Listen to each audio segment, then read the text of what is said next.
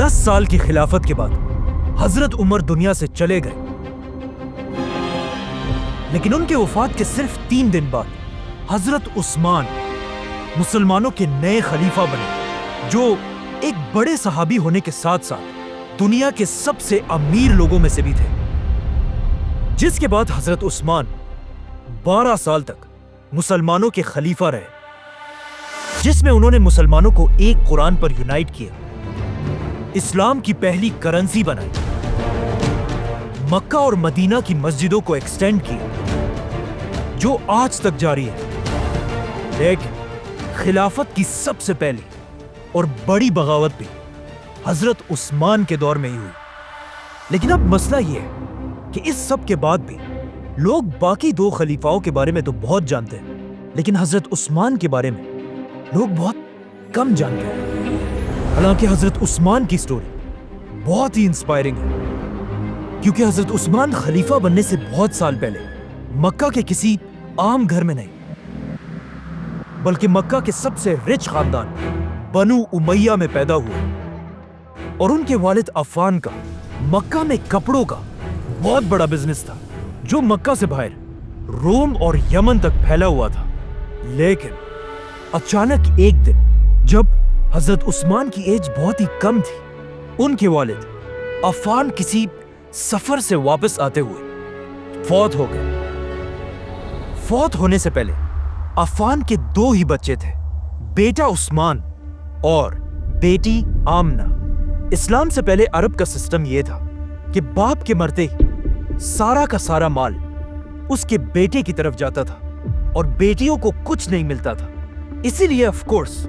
عفان کا پورا بزنس اور سارا مال بہت ہی کم ایج میں حضرت عثمان کو ملا، جس کی وجہ سے بہت ہی کم ایج میں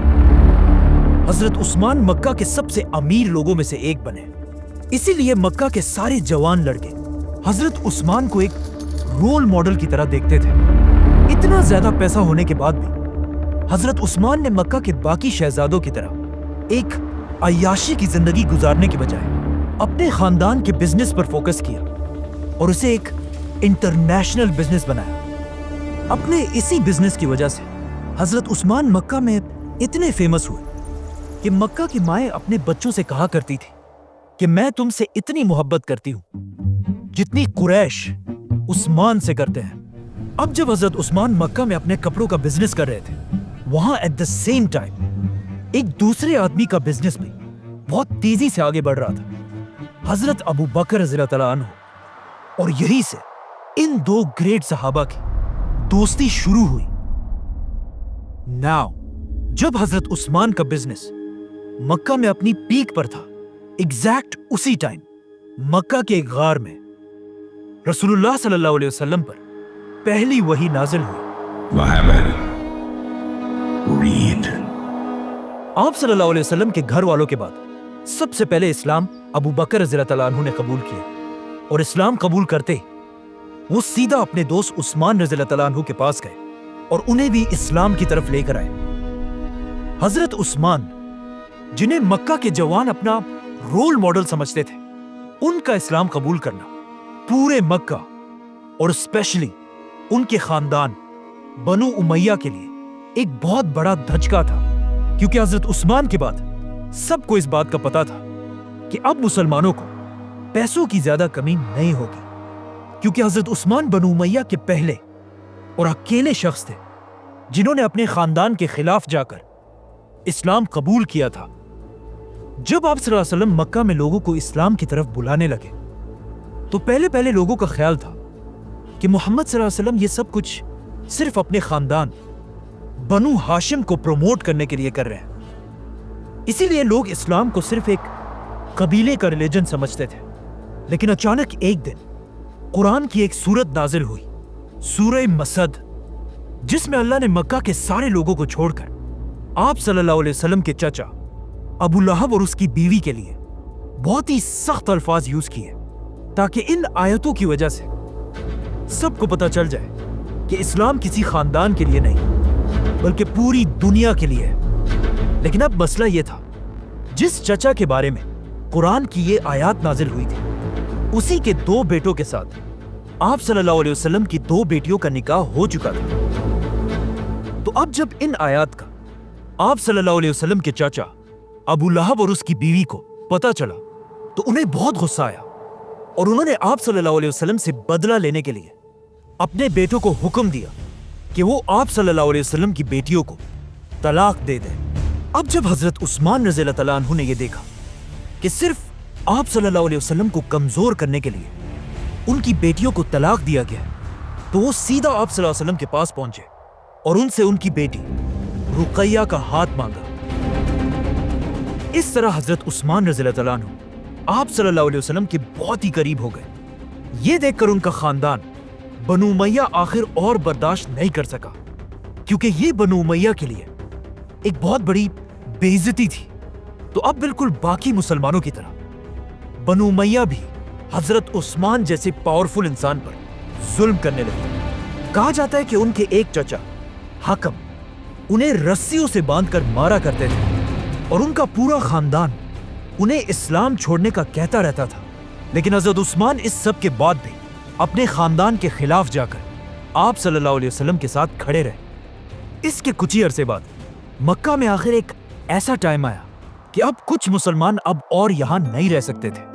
کیونکہ اب مکہ والوں نے مکہ کے 2 مسلمانوں کو شہید کر دیا تھا۔ تو رسول اللہ صلی اللہ علیہ وسلم نے ان مسلمانوں کو حکم دیا کہ وہ عرب کو چھوڑ کر حبشہ کی طرف ہجرت کریں، جہاں ایک نیک بادشاہ ان کی ضرور مدد کرے گا۔ آپ صلی اللہ علیہ وسلم کے اس حکم کے بعد حضرت عثمان اپنی بیوی رقیہ اور کچھ اور مسلمانوں کے ساتھ عرب کو چھوڑ کر ایتھیوپیا مطلب حبشہ کی طرف چلے گئے، اور وہاں جا کر اگین حضرت عثمان نے اپنی بزنس کی نالج کو یوز کر کے ایک نیا بزنس اسٹیبلش کیا۔ اب جب حضرت عثمان یہاں حبشہ میں تھے، وہاں مکہ والوں نے آپ صلی اللہ علیہ وسلم اور ان کے خاندان کا بائیکاٹ کر کے ان پر بہت ظلم کیا، لیکن حضرت عثمان مکہ سے بہت دور ہونے کی وجہ سے آپ صلی اللہ علیہ وسلم کی مدد نہیں کر سکے۔ 4 سال حبشہ میں گزارنے کے بعد اچانک حبشہ میں ایک افواہ پھیلی کہ مکہ کے سارے لوگ اسلام قبول کر چکے ہیں۔ یہ سن کر حضرت عثمان اور باقی مسلمان حبشہ چھوڑ کر واپس مکہ کی طرف آئے، لیکن یہاں آ کر انہوں نے دیکھا کہ یہ سب کچھ بالکل جھوٹ تھا۔ لیکن اب مکہ سے واپس حبشہ جانے کی بجائے رسول اللہ صلی اللہ علیہ وسلم نے مسلمانوں کو مدینہ کی طرف ہجرت کرنے کا حکم دیا۔ اب مدینہ مکہ سے بالکل اپوزٹ ایک بہت ہی غریب علاقہ تھا، اور وہاں پر مسلمانوں کے حالات اتنے خراب تھے کہ انہیں پینے کے لیے پانی بھی اویلیبل نہیں تھا۔ یہ دیکھ کر رسول اللہ صلی اللہ علیہ وسلم نے مدینہ کے سارے مسلمانوں کو جمع کیا اور ان سے کہا کہ جو بھی مسلمان اس یہودی سے یہ کنواں بیر روما خرید کر مسلمانوں کے لیے کھول دے گا، اس کی جگہ جنت میں ہوگی۔ اب مدینہ میں آف کورس کوئی بھی ایسا نہیں تھا جو اتنے سخت حالات میں اس کنویں کو افورڈ کر سکتا ہو، لیکن صرف ایک شخص ایسا تھا جس کا بزنس شام، یمن اور اب حبشہ تک پھیلا ہوا تھا، حضرت عثمان۔ حضرت عثمان سیدھا اس یہودی کے پاس گئے، لیکن اس یہودی نے کہا کہ میں یہ کنواں نہیں بیچنا چاہتا، کیونکہ اس کنویں کے پانی پر اس نے ٹیکس لگایا تھا اور اس پانی کو بہت مہنگا بیچتا تھا۔ تو حضرت عثمان نے اس یہودی کے ساتھ ایک ڈیل کی اور اس سے آدھا کنواں خریدا، مطلب ایک دن یہ کنواں حضرت عثمان کا ہوگا اور ایک دن یہودی کا۔ اس یہودی نے یہ آفر خوشی سے ایکسپٹ کر لی، لیکن کچھ دنوں بعد اسے پتا چل گیا کہ یہ اس نے بہت بڑی غلطی کی ہے، کیونکہ جس دن یہ کنواں حضرت عثمان کے پاس ہوتا تھا، اس دن مدینہ کے سارے لوگ آ کر اس کنویں سے پانی بھر کر لے جاتے تھے، اور اگلے دن یہودی کے پاس کوئی بھی پانی لینے کے لیے نہیں آتا تھا۔ مطلب اس کنویں سے یہودی کی کمائی بالکل ختم ہو چکی تھی۔ تو اس یہودی نے حضرت عثمان کے پاس آ کر مجبوراً انہیں سارا کنواں بیچ دیا، اور اس طرح حضرت عثمان نے 20,000 درہم میں یہ کنواں خرید کر مسلمانوں کے لیے ڈونیٹ کر دیا۔ یہ حضرت عثمان کی اتنی بڑی ڈونیشن تھی کہ اسے آج تک پوری دنیا یاد کرتی ہے، کیونکہ یہ کنواں اور اس کے پاس زمین آج تک حضرت عثمان کے نام پر سعودی عرب میں رجسٹرڈ ہے، اور اس کنویں اور اس کے آس پاس زمین سے جتنی انکم آتی ہے اس سے حضرت عثمان کے نام پر ہی مدینہ میں ایک بہت بڑا ہوٹل بنایا گیا ہے. یہ ہوٹل ہر سال حضرت عثمان کے نام پر 50 ملین ریال کماتا ہے. 5 کروڑ ریال, جو آلموسٹ 400 کروڑ روپے بنتے ہیں, جسے پورا کا پورا غریبوں میں تقسیم کر دیا جاتا ہے. مطلب حضرت عثمان واحد صحابی ہیں جن کے نام سے آج تک اللہ کی راہ میں کروڑوں دیے جاتے ہیں. یہ کنواں خریدنے کے کچھ ہی عرصے بعد اسلام کی پہلی جنگ کا ٹائم آیا, جنگ بدر, جس میں رسول اللہ صلی اللہ علیہ وسلم مدینہ سے 313 مسلمانوں کی فوج لے کر بدر کی طرف روانہ ہوئے. لیکن مسئلہ یہ تھا کہ حضرت عثمان مسلمانوں کی اس فوج میں نہیں تھے, کیونکہ ان کی بیوی اور آپ صلی اللہ علیہ وسلم کی بیٹی رقیہ کی طبیعت بہت خراب تھی. اسی لیے آپ صلی اللہ علیہ وسلم نے حضرت عثمان کو مدینہ میں رہنے کا حکم دیا. لیکن اب جب آپ صلی اللہ علیہ وسلم اور مسلمان جنگ بدر لڑنے میں بزی تھے, وہاں ان کی بیٹی رقیہ کی طبیعت بہت خراب ہوئی اور وہ اس دنیا سے چلی گئی. جب رسول اللہ صلی اللہ علیہ وسلم جنگ بدر جیت کر واپس مدینہ پہنچے تو مسلمان بہت خوش تھے اور جنگ جیتنے کا جشن منا رہے تھے. لیکن اسی وقت آپ صلی اللہ علیہ وسلم کو ان کی بیٹی رقیہ کی موت کی خبر دی گئی, جس پر آپ صلی اللہ علیہ وسلم کو اس جیت کے دن بھی بہت دکھ ہوا. رقیہ رضی اللہ تعالی عنہا کی موت کے بعد مدینہ کے لوگوں نے دیکھا کہ حضرت عثمان بہت ہی دکھی اور پریشان رہنے لگے, اور جب ان سے پوچھا گیا تو انہوں نے بتایا کہ رقیہ کی موت کا دکھ تو مجھے ہے ہی, لیکن مجھے اس بات کا بھی غم ہے کہ ان کے جانے کے بعد میرا رشتہ رسول اللہ صلی اللہ علیہ وسلم کے ساتھ ٹوٹ چکا ہے. یہ سن کر آپ صلی اللہ علیہ وسلم نے اپنی دوسری بیٹی ام کلثوم کی شادی بھی حضرت عثمان سے کرائی, جس کے بعد حضرت عثمان کا نام ذو النورین پڑا, مطلب 2 نوروں والا. بدر کی جنگ ایسا ایک ہی ایونٹ تھا جس میں حضرت عثمان مسلمانوں کے ساتھ شامل نہیں تھے, کیونکہ بدر کے بعد حضرت عثمان اسلام کی ہر بڑی جنگ, احد اور خندق جیسی بڑی جنگوں میں شامل تھے. اور اس کے بعد آیا حضرت عثمان کی زندگی کا سب سے امپورٹنٹ ایونٹ کہ جب خندق کی جنگ کے بعد مسلمان مدینہ سے عمرہ کرنے کے لیے مکہ کی طرف روانہ ہوئے. جیسے ہی مسلمان مکہ کے قریب پہنچے, رسول اللہ صلی اللہ علیہ وسلم نے حضرت عمر کو حکم دیا کہ جاؤ اور مکہ کے لیڈر ابو سفیان سے بات کرو کہ ہم کسی جنگ کے لیے نہیں بلکہ صرف اور صرف عمرہ کرنے کے لیے آئے ہیں. یہ سن کر حضرت عمر نے آپ صلی اللہ علیہ وسلم سے کہا کہ میرا خاندان مکہ میں اتنا سٹرونگ نہیں ہے کہ وہ میری حفاظت کر سکے, آپ میری جگہ عثمان رضی اللہ تعالیٰ عنہ کو بھیجیں, کیونکہ ان کا خاندان بنو امیہ ہے جن سے اس وقت مکہ میں کوئی بھی طاقتور نہیں. آپ صلی اللہ علیہ وسلم کو بھی یہ بات پسند آئی اور انہوں نے حضرت عمر کو چھوڑ کر اس اتنی امپورٹنٹ ڈیل کے لیے حضرت عثمان کو بھیجا. اب جب حضرت عثمان مکہ کی طرف چلے گئے تو لوگوں نے یہاں آپ صلی اللہ علیہ وسلم سے پوچھا کہ کیا ایسا ہو سکتا ہے حضرت عثمان سب سے پہلے جا کر کعبہ کا طواف کر کے واپس آ جائے؟ تو رسول اللہ صلی اللہ علیہ وسلم نے کہا کہ جتنا میں عثمان کو جانتا ہوں وہ مجھ سے پہلے کبھی بھی طواف نہیں کرے گا. جیسے ہی حضرت عثمان مکہ پہنچے, وہاں ایگزیکٹلی ایسا ہی ہوا. مکہ والوں نے حضرت عثمان سے کہا کہ آپ باقی مسلمانوں کو چھوڑیں, آپ بڑے خاندان سے ہیں اور خود کعبہ کا طواف کر کے واپس چلے جائیں. لیکن حضرت عثمان نے انہیں کہا کہ میں کبھی بھی آپ صلی اللہ علیہ وسلم سے پہلے طواف نہیں کروں گا. اب مکہ والے مسلمانوں کو بس تکلیف دینے کے لیے حضرت عثمان کے ساتھ اس ڈیل کو ڈیلے کرنے لگے, جس کی وجہ سے حضرت عثمان کئی دن تک مکہ میں ہی رہے. اچانک وہاں مسلمانوں کے کیمپ یہ افواہ پھیلی کہ مکہ والوں نے رسول اللہ صلی اللہ علیہ وسلم کے میسنجر عثمان کو شہید کر دیا ہے, اور یہ آپ صلی اللہ علیہ وسلم کی ایسی توہین تھی جسے ایکسپٹ کرنا امپاسبل تھا. اب تک مسلمان کسی جنگ کے لیے تو نہیں آئے تھے, لیکن مکہ والوں کی اس حرکت کے بعد آپ صلی اللہ علیہ وسلم نے اپنی اسٹریٹجی بدل دی اور مسلمانوں سے ایک درخت کے نیچے بیعت لینا شروع کی کہ ہم اپنے خون کے آخری قطرے تک حضرت عثمان کے بدلے کے لیے مکہ والوں سے لڑیں گے. جس کے بعد سارے مسلمانوں نے آ کر رسول اللہ صلی اللہ علیہ وسلم کے ہاتھ پر بیعت کی اور حضرت عثمان رضی اللہ تعالیٰ عنہ کی طرف سے آپ صلی اللہ علیہ وسلم نے ایک ہاتھ دوسرے ہاتھ پر رکھ کر ان کی طرف سے بھی بیعت کی۔ مطلب مسلمانوں کی پوری فوج حضرت عثمان کے لیے اپنی جان دینے کے لیے تیار تھے۔ لیکن یہ جنگ کبھی ہوئی نہیں کیونکہ یہ ایک جھوٹی افواہ تھی اور حضرت عثمان بالکل صحیح سلامت واپس آ کر مسلمانوں کے ساتھ شامل ہوئے۔ اس بیعت کو بیعت الرضوان کہا جاتا ہے اور یہ اتنی امپورٹنٹ بیعت تھی کہ جس درخت کے نیچے مسلمانوں نے بیعت کی تھی اس درخت کا ذکر قرآن میں بھی ہوا ہے۔ اب یہاں پر ایک بہت ہی انٹرسٹنگ بات ہے کہ اس سب سے بہت سال بعد حضرت عمر کی خلافت میں جب بھی مسلمان حج کرنے آتے تھے وہ اس درخت کے پاس جا کر بھی حاضری لگاتے تھے، جو ایک ایسا کام تھا جس کا اسلام میں کوئی ذکر نہیں ہے۔ اور حضرت عمر نہیں چاہتے تھے کہ مسلمان اسلام میں نئے نئے رواج بنائے، تو حضرت عمر نے اپنی خلافت میں حکم دیا کہ اس درخت کو کاٹ دیا جائے۔ اسی لیے آج تک کسی کو نہیں پتا کہ وہ درخت آخر کہاں پر تھا۔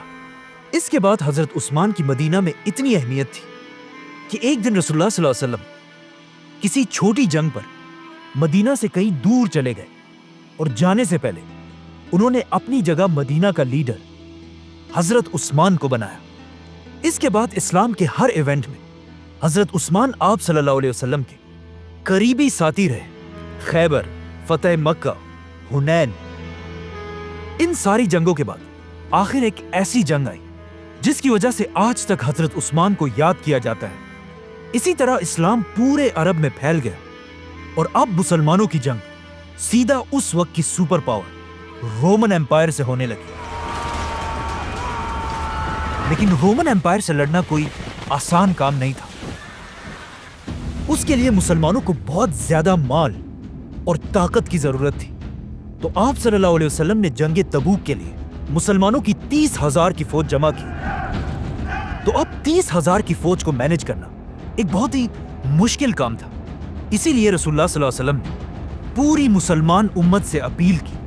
کہ جس سے جتنا ہو سکے اس فوج کی مدد کے لیے خرچ کرے، اور جو بھی اس فوج کی اپنے مال سے مدد کرے گا اس کے بدلے میں اسے جنت ملے گی۔ یہ سن کر حضرت ابو بکر نے اپنے گھر کا سارا سامان لا کر ڈونیٹ کر دیا۔ حضرت عمر نے اپنے گھر کا آدھا سامان، مسلمان عورتوں نے اپنے زیور، اور ایون ایک غریب صحابی ایسے بھی تھے جنہوں نے کچھ کھجور لا کر آپ صلی اللہ علیہ وسلم کے سامنے پیش کی، جس سے آف کورس مسلمانوں کی فوج کو فائدہ تو ہوا، لیکن اصل میں اس پوری فوج کے پیچھے سب سے زیادہ فنڈنگ صرف ایک ہی صحابی کی تھی، حضرت عثمان۔ جب مسلمان ہر طرف سے تبوک کی جنگ کے لیے جمع ہونے لگے تو حضرت عثمان نے ان کے لیے سب سے پہلے 1,000 اونٹ، 70 گھوڑے، 10,000 گولڈ کوئنز، 70,000 سلور کوئنز، یہ سب مسلمانوں کی فوج کو ڈونیٹ کر دیے، جس کا اگر آج حساب لگایا جائے تو یہ بلینز آف روپیز بنتے ہیں۔ رسول اللہ صلی اللہ علیہ وسلم نے ان سکوں کو اپنے ہاتھ میں پکڑ کر کہا، آج کے بعد عثمان جو بھی کرے اسے کوئی نقصان نہیں ہوگا۔ حضرت عثمان اور باقی مسلمانوں کی مدد سے مسلمانوں کی فوج مدینہ سے رومن ایمپائر کی طرف روانہ ہوئی، لیکن یہ فوج اتنی بڑی تھی کہ صرف اس کے کھانے پینے کا خرچہ بھی بہت بڑا تھا، اور کچھ ہی دنوں بعد اس فوج کے کھانے پینے کا سامان ختم ہونے لگا اور لوگ رسول اللہ صلی اللہ علیہ وسلم کی طرف مدد کے لیے دیکھنے لگے۔ یہ دیکھ کر حضرت عثمان فل سپیڈ گئے اور ایک بار پھر کئی اونٹوں کو کھانے پینے کی چیزوں سے بھر کر مسلمانوں کی فوج کی طرف لے کر آئے۔ جب آپ صلی اللہ علیہ وسلم نے حضرت عثمان کے اس قافلے کو دور سے آتا ہوا دیکھا تو وہ بہت خوش ہوئے اور انہوں نے لوگوں سے کہا کہ وہ دیکھو، تمہاری مدد کے لیے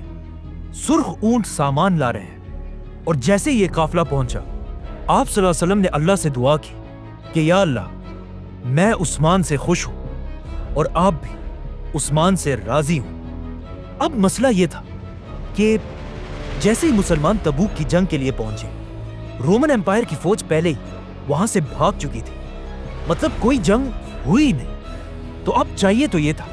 کہ حضرت عثمان اپنا سارا ڈونیٹ کیا ہوا مال مسلمانوں کی فوج سے واپس لے لیتے، لیکن انہوں نے ایسا نہیں کیا۔ اور جنگ نہ ہونے کے باوجود بھی اپنا یہ سارا مال مدینہ کی ریاست کو ڈونیٹ کر دیا۔